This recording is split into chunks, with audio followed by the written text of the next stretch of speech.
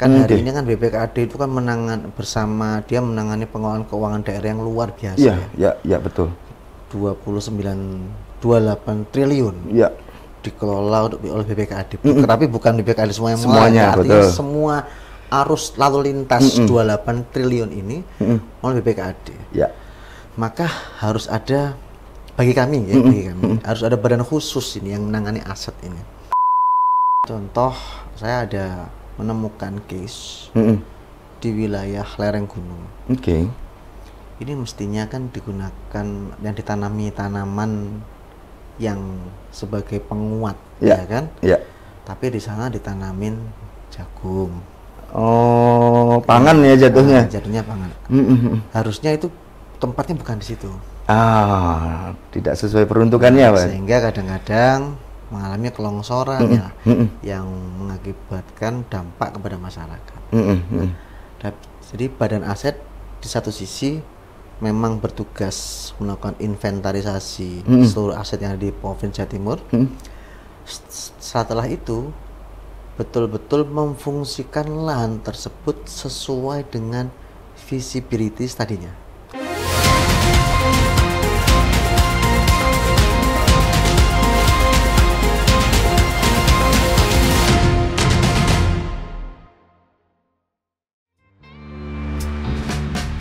Adam Rushdie, lahir di Surabaya, 27 November 1984. Mengawali pendidikannya di SMP Negeri 2 Waru Sidoarjo, melanjutkan ke SMA Negeri 1 Gresik, dan menempuh pendidikan pascasarjana di bidang pendidikan di Universitas Negeri Surabaya. Kiprah organisasinya dimulai sejak mahasiswa. Ia pernah menjabat sebagai Sekretaris Jenderal BEM Fakultas Ekonomi, kemudian dipercaya sebagai Menteri Pendidikan BEM Universitas Negeri Surabaya. Semangat kepemimpinannya terus berlanjut di luar kampus, menjadi Ketua Umum Komisariat HMI, Ketua Masika ICMI Jawa Timur, hingga menjabat sebagai Sekretaris Jenderal Pengurus Nasional Masika ICMI. Saat ini, ia juga aktif sebagai Wakil Sekretaris Jenderal DPP Ormas MKGR. Dalam karir profesionalnya, Adam Rushdie pernah menjadi tenaga ahli anggota DPR RI sebelum akhirnya terjun langsung ke dunia legislatif. Pada periode 2019 hingga 2024, ia menjabat sebagai anggota DPRD Provinsi Jawa Timur. Dedikasi dan integritasnya membawanya menduduki dua posisi strategis sekaligus, Ketua Komisi A dan Ketua Komisi C DPRD Provinsi Jawa Timur. Dengan pengalaman panjang dalam organisasi, pendidikan, dan politik, Adam Rushdie terus berkomitmen memperjuangkan aspirasi rakyat dan membangun Jawa Timur yang lebih maju.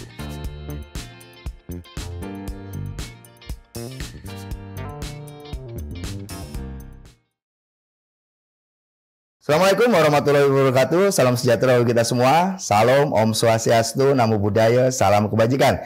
Jumpa lagi bersama saya, Randy Niko Ramanda, di podcast Gebrakan Wakil Rakyat DPRD Jawa Timur.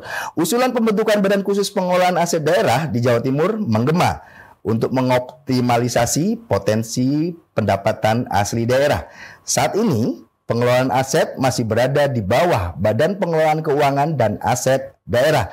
Namun, ada pandangan bahwa pemisahan ini bisa lebih fokus dan mengoptimalkan pendapatan yang ada. Untuk tahu lebih lanjut, saya sudah bersama Ketua Komisi C DPRD Jawa Timur, Mas Adam Rushdie.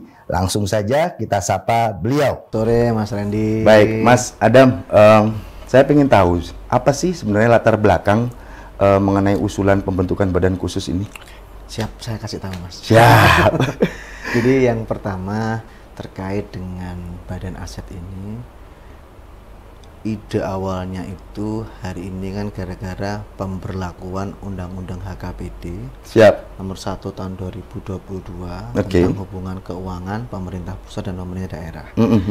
Di mana dalam hal ini kami mengalami penurunan APBD kurang lebih sekitar 4 triliun akibat option pajak, pembagian hasil pajak tadi. Besar, yang hari ini kira-kira kalau dulu provinsi mendapatkan kuota sekitar 60%, maka sekarang provinsi mendapatkan sekitar 28, sekian persen. Nah, berangkat dari itu tentu kami selaku legislator memiliki ide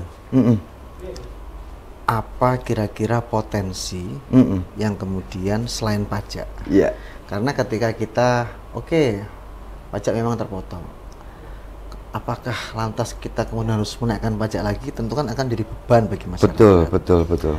Sehingga berangkat dari itu kami memiliki ide agar aset hari ini yang pasif, yang tidak bekerja untuk provinsi dan bahkan membebani kita, itu bagaimana caranya bisa menjadi aset yang produktif dan menjadi aset yang bekerja untuk Provinsi Jawa Timur.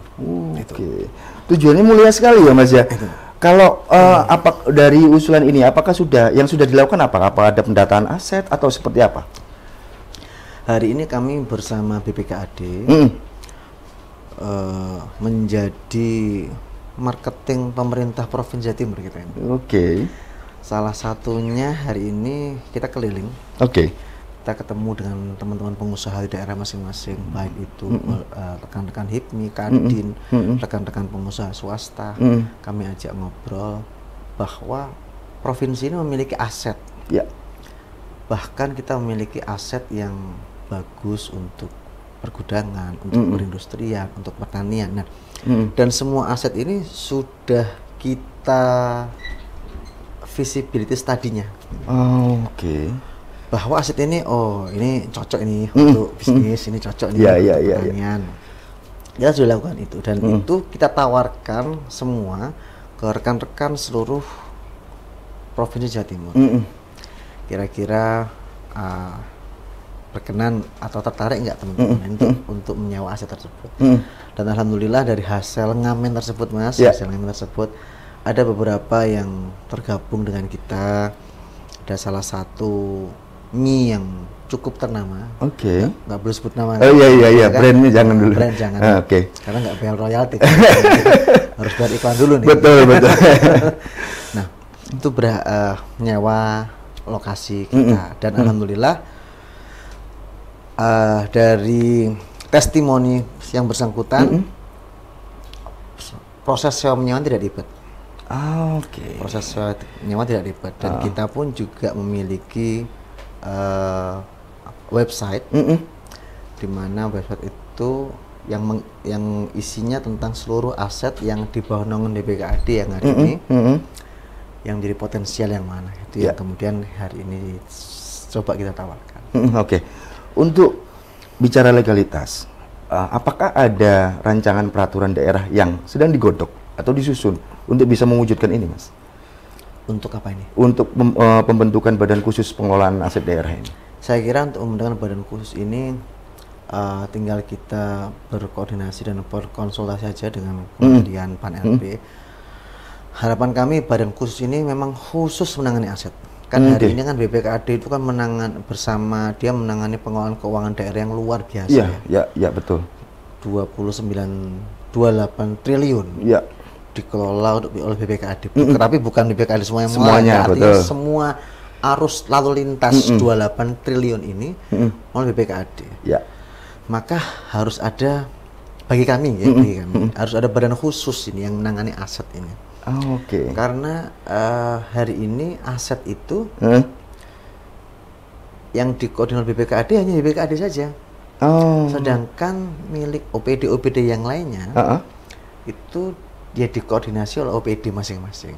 Nah, contoh OPDA milik aset, dia hanya menyampaikan asetnya dia. Nah, maksud kami dengan pembentukan badan aset ini, seluruh aset, all aset yang ada di Provinsi Jawa Timur, baik itu di bawah naungan OPD, di bawah naungan UPT, kita lakukan database semua. Kita lakukan database, kemudian kita visibility study masing-masingnya, bagaimana potensinya, itu kemudian kita tawarkan menjadi potensi bagi PAD bagi Pemprov Jawa Timur. Maksud kami seperti itu, karena hari ini kami melihat DPKAD sibuk banget, profit banget. Iya. Dan itu dirasa kurang maksimal ya bagi DPRD. Gitu.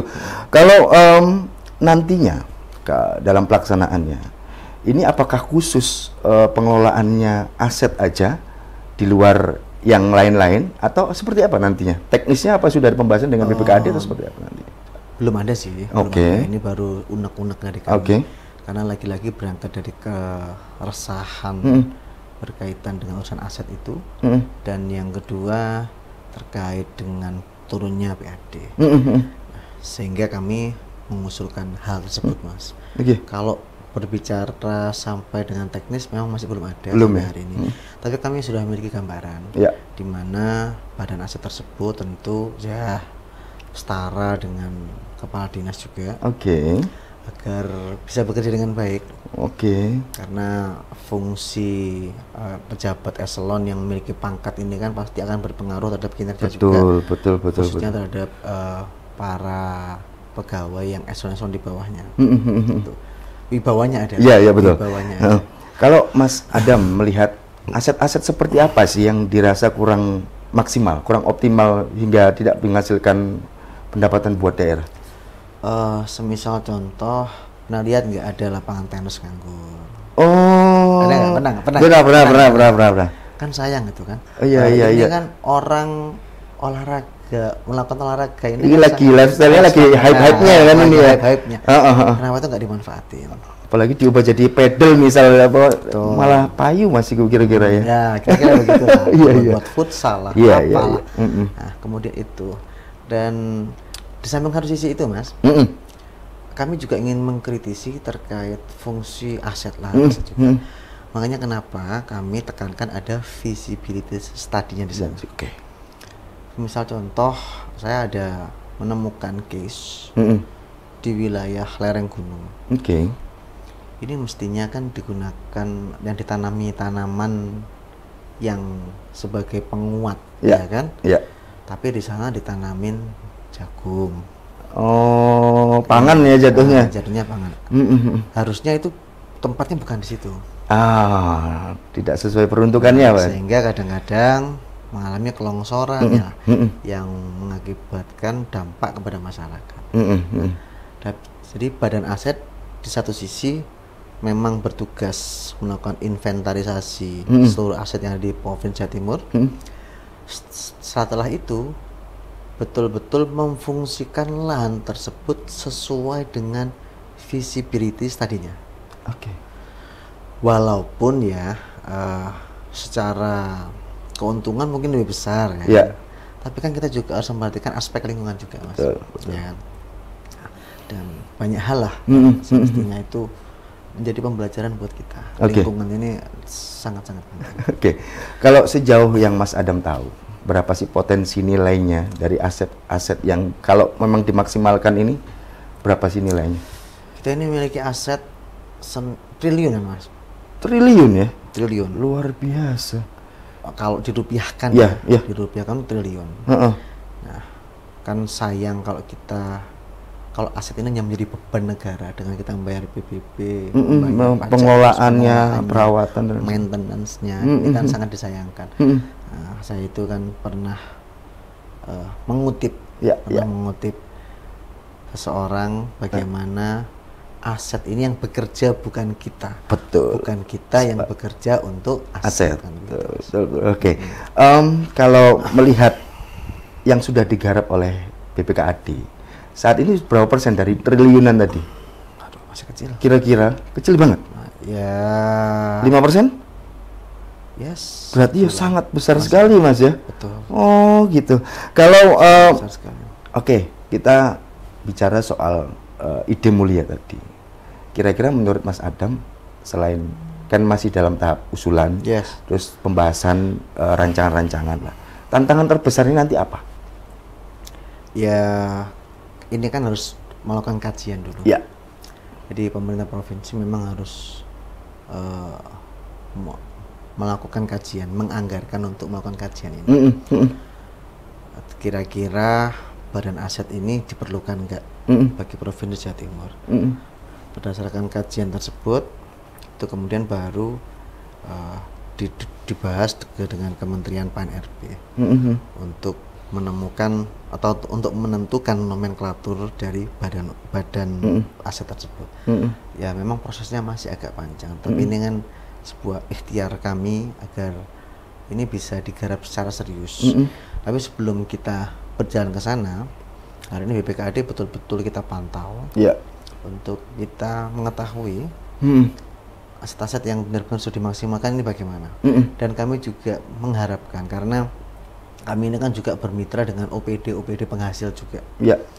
OPD yang berpotensi menghasilkan PAD bagi Provinsi Jawa Timur. Nah, itu bagi kami semestinya ya, aset itu harus terintegrasi dengan DPKAD juga. Agar DPKAD ini tahu. Ya. Jadi retribusi di masing-masing OPD itu kan harus jelas. Ya. Era zaman now, dan zaman now gitu. Zaman now. Kan, itu kan harus semuanya serba digitalisasi. Betul.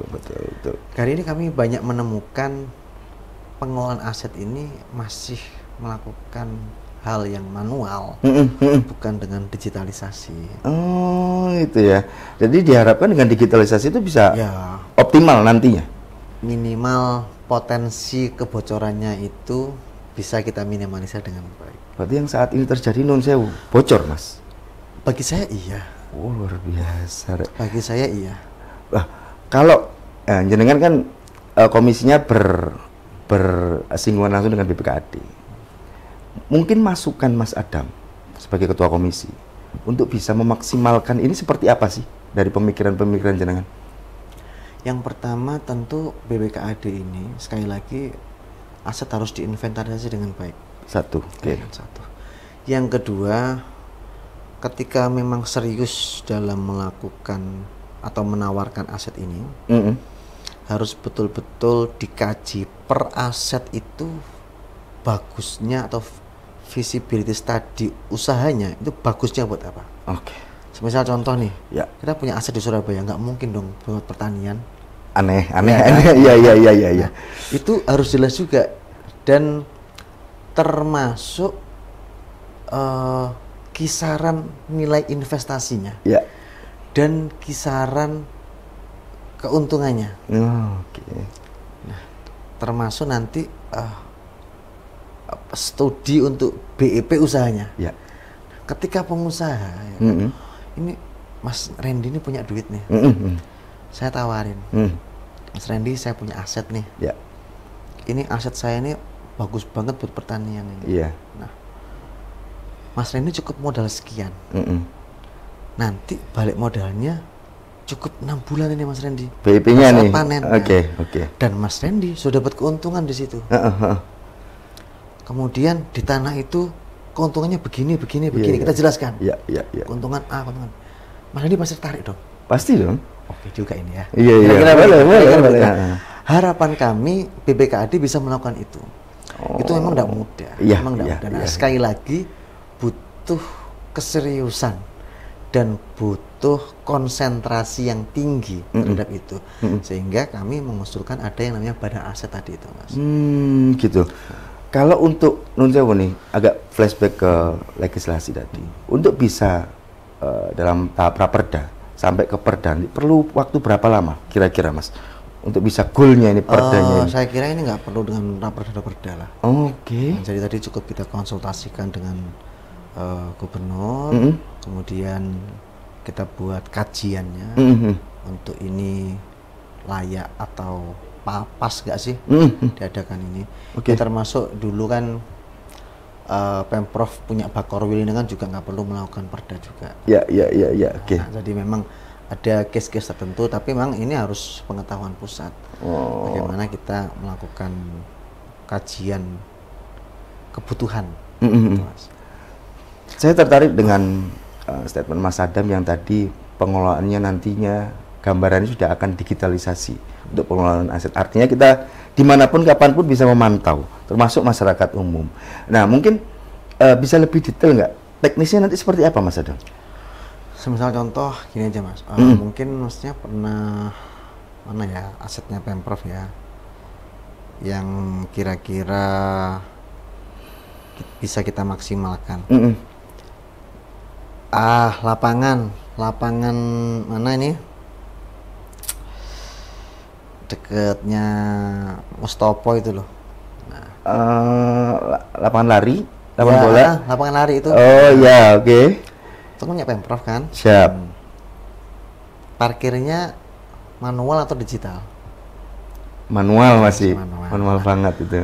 Potensi manual dengan digital, kira-kira masnya gimana? Kalau saya pribadi, Ya. seneng nerima kartunya daripada karcisnya, karena potensi kebocorannya. Ya. Nah, dari situ itu hal yang paling kecil. Belum lagi nanti kita berbicara loketnya yang selanjutnya. Kalau kita masih menggunakan pola yang manual, kalau kita menghitung ini kan agak susah, Mas. Sekarang semua serba era modern, Mas, ya. Iya. Semuanya tentu harus tercatat dengan baik, apalagi ini negara, pemanfaatan untuk rakyat juga. Betul. Sehingga semua harus tercatat secara transparan dan akuntabel. Bagi kami memang digitalisasi tidak menjamin 100% akuntabel, tetapi minimal mendekati akuntabel daripada yang manual. Oke. Ya kan? Oke. Namanya sistem manusia, Mas, nggak ada buatan manusia yang sempurna. Ya, ya betul. kan? Tapi minimal kita meminimalisir potensi kebocoran itu aja. Oke. Kalau kita ngomong pembentukan badan dalam tiap daerah, skeptisnya biasanya kalau dalam dunia jurnalis kayak saya ini kan pasti ada kepentingan atau ada sesuatu di belakangnya. Untuk menepis hal ini, Mas Adam seperti apa, Mas? Tentu sekali lagi saya sampaikan berangkat dari keresahan tadi, Mas. Siap. Mungkin kesannya kayak ini palsu banget ini, Iya. seolah-olah kepentingan besar dan sebagainya. Terlepas orang mau berkata apa, ya kami tetap jalan saja, Mas. Ya. Itu konsekuensi kami sebagai seorang politisi. Ya.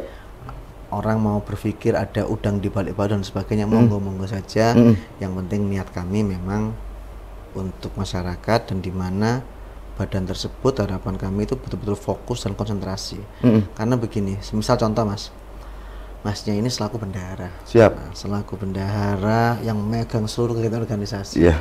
Kemudian Masnya saya suruh ngurusin pencatatan aset semua organisasi tersebut, terus ngurusin pajaknya apa, itu ada pusing juga kan, Mas? Iya. Pasti Masnya akan lebih mengutamakan keuangan organisasi daripada asetnya, ya kan? Iya. Karena ini kan keuangan organisasi yang global, yang gede banget yang di sini, ya kan? Nah, sehingga yang di sini ini hanya dibuat sampingan saja, betul, Mas? Iya. Kita menganalogikan seperti itu. Nah, sehingga bagi kami badan aset ini sangat penting dan semoga bisa direspon dengan baik oleh Ibu Gubernur. Kalau nantinya saya tadi sedikit mengutip Mas Adam tadi bahwa nantinya ada orang setara kepala dinas yang akan ditempatkan, pengennya Mas Adam nanti untuk, apakah ini untuk supaya lebih profesional, supaya tidak ada tarikan kepentingan untuk penyalahgunaan, atau seperti apa, Mas? Iya. Ya tentunya yang bisa masuk di badan aset itu kan kalau di bawah naungan Pemprov harus PNS kan, Mas. Iya. Kayak saya kan nggak bisa kan, kan. Kalau saya ini kan outsourcingan 5 tahun sekali. Iya. Nah, kalau PNS ini kan jelas step by stepnya dan juga tidak menjadi beban negara yang baru. Jadi penggajiannya juga sama dan lain sebagainya. Tinggal dipindah saja, tapi memang khusus dalam menangani badan aset ini. Kalau DPRD Jatim kan ada tugas pengawasan juga ya, Mas. Betul. Nah, apakah nantinya dalam untuk bisa mencapai transparansi akuntabilitas itu perlu pelibatan publik atau seperti apa, Mas?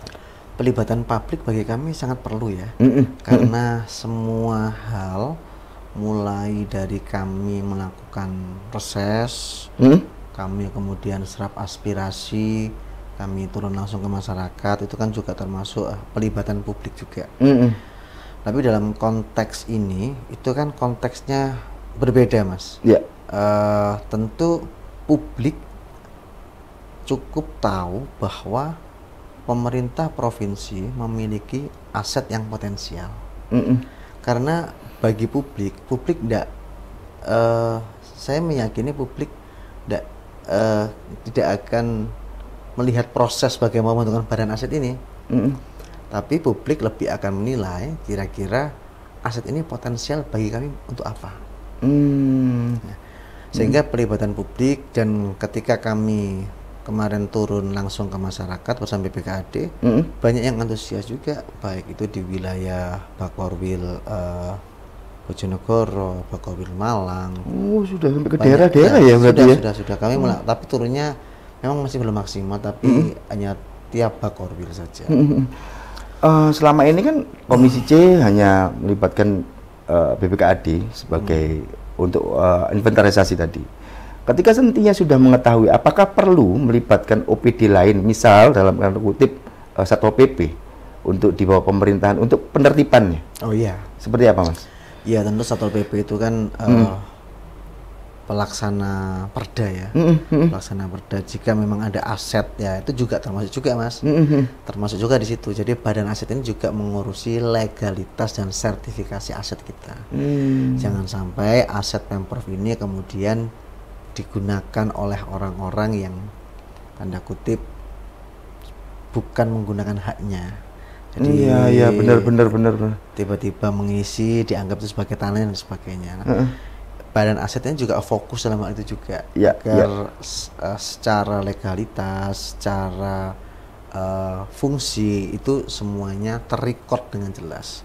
Sejauh yang Mas Adam tahu, jadi ada pihak-pihak yang, adakah case-case yang aset-aset ilegal kemudian dikuasai oleh orang-orang yang bukan ada bukan aset ilegal, aset Pemprov. Aset Pemprov yang dikuasai oleh oknum-oknum ilegal. Mungkin mungkin begitu ya. Ada Mas, case-case? Ada. Banyak atau kayak gimana Mas? Ya tidak, ya lumayan ada, tapi nggak banyak banget itu, nggak ada beberapa. Oh, jadi memang ini kayak kelalaian, ada kelalaian dari BPKAD ya, dalam hal ini. Karena itu tadi Mas, fungsi kontrol kita dan mungkin tahun pertama dibiarkan, tahun kedua keterusan. Akhirnya ini menjadi tanahnya yang bersangkutan, padahal tahu ini bukan tanahnya. Dan kadang pula ada oknum-oknum yang kemudian memainkan itu sehingga kamu cukup bayar ke saya saja, tapi gitu ya, ada ya praktik-praktik begitu ya. Ada beberapa case-case seperti itu. Baik. Kalau Mas Adam sendiri mungkin sudah ada kepikiran tidak strategi nanti untuk pemanfaatan asetnya nanti bagusnya seperti ini nih, atau seperti apa Mas? Tentu pemanfaatan aset berdasarkan visibility tadi. Tadi ya, oke. Ya. Jadi itu harus dikaji semuanya sampai tuntas. Bukan hanya sekedar appraisal asetnya aja, tapi termasuk untuk utility-nya dan lain sebagainya. Kalau dari di internal komisi, apakah fraksi-fraksi ada pergolakan atau cenderung setuju dengan ide mulia ini? Alhamdulillah semua fraksi setuju hari ini Mas, karena merasa kita harus memanfaatkan aset tersebut dengan baik. Begitu. Baik Mas Adam, sebelum saya tutup, saya mohon izin kepada Mas Adam untuk memberikan closing statement mengenai pengelolaan aset, badan khusus pengelolaan aset ini bagusnya seperti apa. Monggo kameranya di sebelah. Baik, terima kasih Mas Randy untuk closing statement. Tentu kami berharap agar badan yang mengelola khusus untuk aset Pemprov Jatim ini segera bisa kita wujudkan, karena ini demi kepentingan masyarakat Jawa Timur dan demi kepentingan pemerintah Provinsi Jawa Timur, di mana ketika kita betul-betul bisa memaksimalkan badan aset ini dengan baik, mulai dari aspek legalitasnya sampai kemudian aspek penggunaannya dan kemudian sampai dengan aspek bisnisnya. Saya meyakini ini akan menjadi potensi pendapatan yang luar biasa bagi Pemprov Jawa Timur, dan insya Allah dengan semakin meningkatnya PAD Pemprov Jawa Timur, ini juga akan memberikan kemanfaatan untuk masyarakat Jawa Timur. Mungkin itu Mas Randy. Baik, terima kasih Mas Adam. Baik Tribuners, itu tadi bincang santai saya bersama Ketua Komisi C DPRD Jawa Timur, Mas Adam Rusdi. Semoga bisa diambil hikmah dan manfaatnya. Sebelum saya tutup, jangan lupa untuk terus menonton podcast Gebrakan Wakil Rakyat DPRD Jawa Timur di channel YouTube Harian Surya dan Tribun Jatim Network. Saya Rendy Koramanda, pamit. Assalamualaikum warahmatullahi wabarakatuh.